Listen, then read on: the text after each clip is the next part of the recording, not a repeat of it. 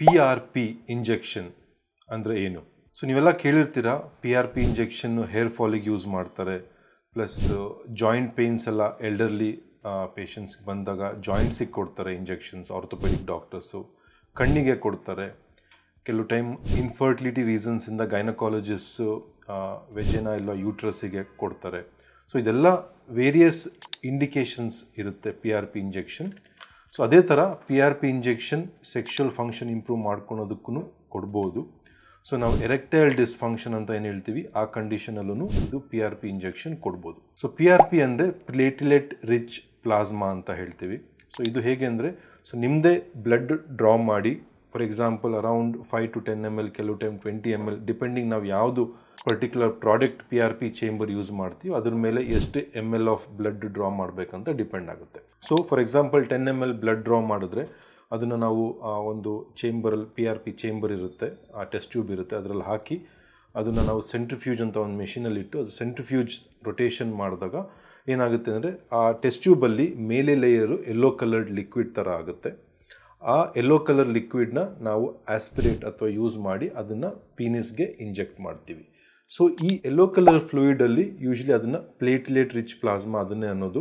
So ಅದರಲ್ಲಿ growth factors ಇರುತ್ತೆ, ಅದನ್ನು ನಾವು ಪೀನಿಸ್ ಒಳಗಡೆ ಇಂಜೆಕ್ಟ್ ಮಾಡಿದಾಗ ಈ ಗ್ರೋತ್ ಫ್ಯಾಕ್ಟರ್ಸಿಂದ ನಿಯೋ ಆಂಜಿಯೋಜೆನೆಸಿಸ್ ಅಂದರೆ ನ್ಯೂ ಬ್ಲಡ್ ವೆಸಲ್ ಫಾರ್ಮೇಷನ್ ಆಗುತ್ತೆ. ಸೊ ಅವಾಗ ಎರೆಕ್ಷನ್ಸ್ ಎಲ್ಲ ಇಂಪ್ರೂವ್ ಆಗೋ ಚಾನ್ಸಸ್ ಇರುತ್ತೆ. ಸೊ PRP ಎಲ್ಲರಿಗೂ ಹೆಲ್ಪ್ ಆಗಲ್ಲ. ಸೊ ಅವ್ರದ್ದು ಟೆಸ್ಟೋಸ್ಟೆರಾನ್ ಸೆಕ್ಷುವಲ್ ಹಾರ್ಮೋನ್ಸ್ ನಾರ್ಮಲ್ ಇರಬೇಕು, ಡಯಾಬಿಟಿಸ್ ಇದ್ದರೆ ಅವ್ರದ್ದು ಶುಗರ್ ಕಂಟ್ರೋಲ್ ಇರಬೇಕು, ಅಡಿಕ್ವೇಟ್ ಎಕ್ಸಸೈಸಸ್ ಮಾಡ್ತಿರಬೇಕು, ತುಂಬ ಒಬೇಸಿಟಿ ಅಥವಾ ತುಂಬ ದಪ್ಪ ಇದ್ದರೆ ವೆಯ್ಟ್ ಲಾಸ್ ಮಾಡ್ಕೊಬೇಕು. ಇದೆಲ್ಲ ಮಾಡಿಕೊಂಡ್ರೆ PRP ಹೆಲ್ಪ್ ಆಗುತ್ತೆ. ಅರೌಂಡ್ 60 to 70% ಪೇಷಂಟ್ಸ್ಗೆ ಹೆಲ್ಪ್ ಆಗುತ್ತೆ. ಸೊ ಕೆಲವು ಟೈಮ್ ಒಂದು ಇಂಜೆಕ್ಷನ್ ಸಾಕಾಗುತ್ತೆ, ಕೆಲವ್ರಿಗೆ 2 ಇಂಜೆಕ್ಷನ್ಸ್ ಬೇಕಾಗುತ್ತೆ. ಸೊ ಸೆಕೆಂಡ್ ಇಂಜೆಕ್ಷನ್ ನಾವು ಯೂಶ್ವಲಿ 1 month ಆದಮೇಲೆ ಕೊಡ್ತೀವಿ. ಸೊ ಇಂಜೆಕ್ಷನ್ ಕೊಟ್ಟು ಯೂಶ್ವಲಿ 3 to 4 to ಸಮ್ಟೈಮ್ಸ್ 6 monthsವರೆಗೂ ವೆಯ್ಟ್ ಮಾಡಿ ನೋಡ್ತೀವಿ ಅದು ಇಂಪ್ರೂವ್ಮೆಂಟ್ ನೋಡೋದಕ್ಕೆ.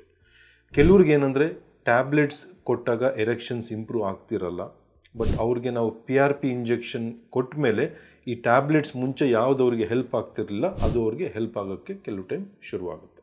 So PRP injection safe, definitely safe.